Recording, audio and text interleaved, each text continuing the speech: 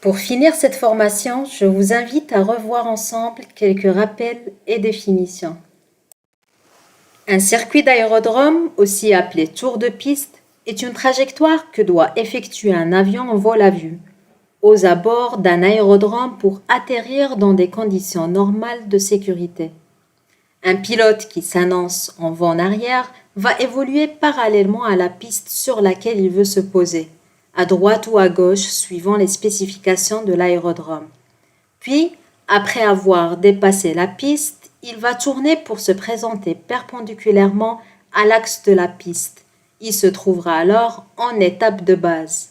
Puis, il va faire un dernier virage pour arriver en finale face à la piste pour atterrir. Un point est l'intersection de deux droites. Une de ces points est l'axe de piste. L'autre est perpendiculaire à l'axe de piste. Le point d'intersection de la piste est la trajectoire de descente nominale d'un aéronef. Afin de limiter le plus possible le temps passé à circuler au sol lors des vols d'entraînement dans le circuit d'aérodrome, les pilotes peuvent demander à exécuter un posé-décollé, touch and go. L'aéronef atterrit, poursuit sa course au sol et sans s'arrêter décolle à nouveau. SAR pour Search and Rescue indique qu'il s'agit d'un service de recherche et de sauvetage.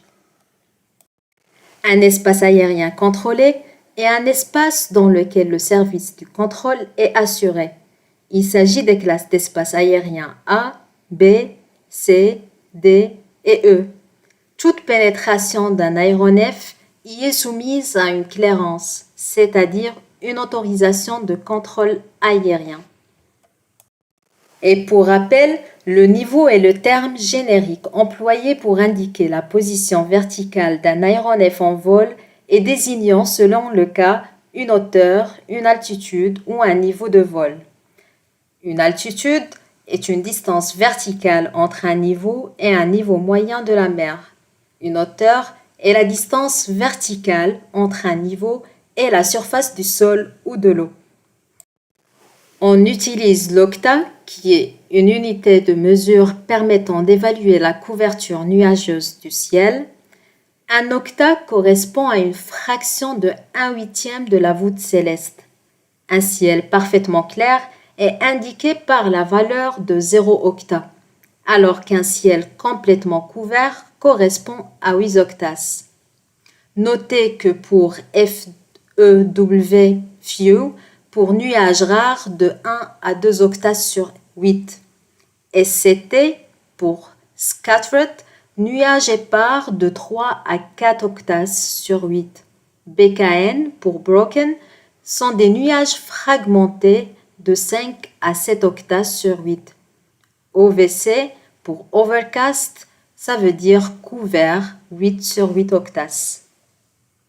Ceiling and visibility OK pour le CAV OK est un terme météorologique utilisé en aéronautique, signifiant une visibilité supérieure à 10 km et que nous n'avons pas de nuages sur une altitude de 1500 mètres.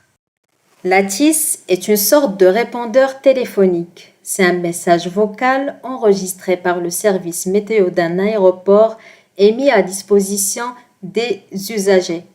Le message ATIS contient des informations essentielles comme les données météorologiques, par exemple la direction et vitesse du vent, la visibilité, la pression atmosphérique, le temps présent et parfois les phénomènes particuliers à venir tels que l'orage par exemple, ainsi que là où les pistes ont service sur l'aéroport. Vous pouvez donc savoir dans quelle direction les avions arrivent et décollent. Le message est diffusé en boucle et il est mis à jour régulièrement. L'ATIS peut être disponible sur une fréquence radio dédiée par téléphone. Certains aérodromes sont dotés d'un ATIS avec accès téléphonique. Dans ce cas, le numéro de téléphone est publié sur la carte VAC de l'aérodrome concerné. L'ATS est le service d'information de vol, le service d'alerte, le service consultatif de la circulation aérienne et le service du contrôle de la circulation aérienne. Le NOTAM ou le Notice to Airmen, ce sont des messages publiés par les agences gouvernementales de contrôle de la navigation aérienne, par exemple le SIA en France, dans le but d'informer les pilotes et les télépilotes d'évolution sur les infrastructures. Lors de préparation d'un vol, un télépilote devrait toujours consulter ces messages afin d'assurer la sécurité maximale sur l'ensemble de sa zone d'évolution. Les NOTAM sont consultables librement sur le site internet SIA. L'AIP est fournie en France par le service de l'information aéronautique SIA.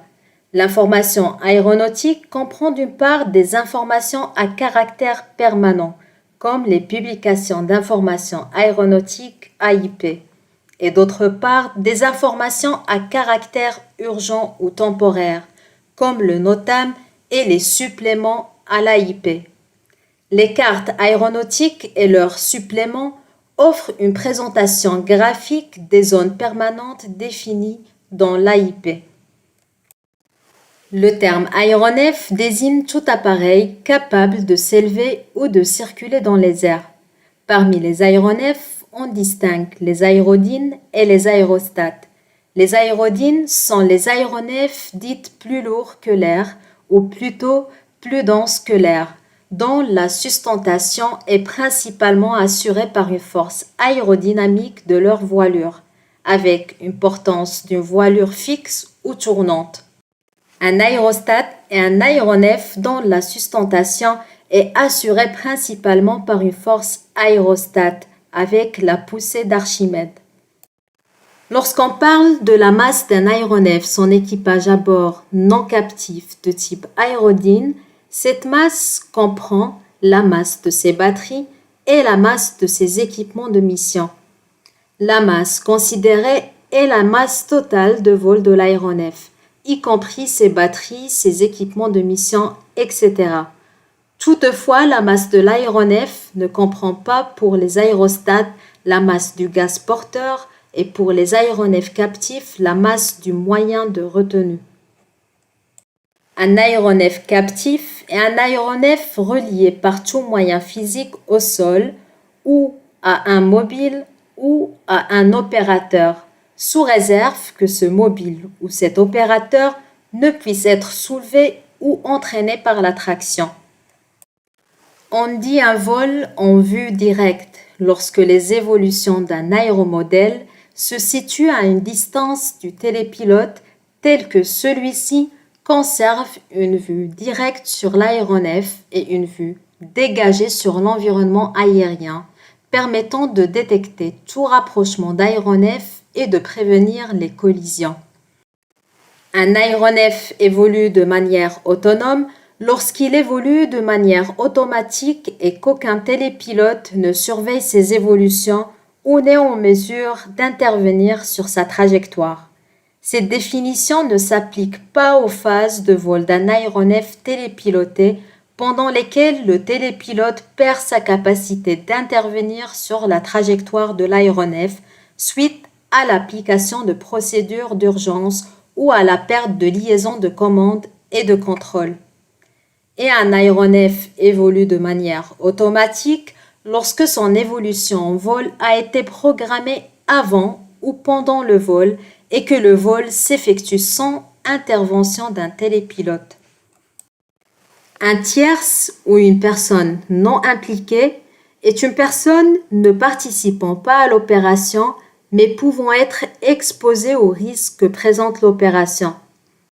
Un rassemblement de personnes est un rassemblement où la densité des personnes présentes empêche ces derniers de s'éloigner, comme un spectacle, une manifestation sportive, un parc public, une plage, etc. Une agglomération est un regroupement de plusieurs communes qui forment une entité urbaine plus importante avec une population et une superficie plus grande. L'agglomération peut être constituée de plusieurs villes et de leurs banlieues, et elle est souvent caractérisée par une certaine continuité urbaine et une certaine indépendance économique et sociale. Les agglomérations peuvent être de différentes tailles et de différentes structures. Elles sont souvent des centres importants de développement économique et culturel. Les agglomérations concernées sont celles identifiées comme agglomérations dans la légende des cartes aéronautiques.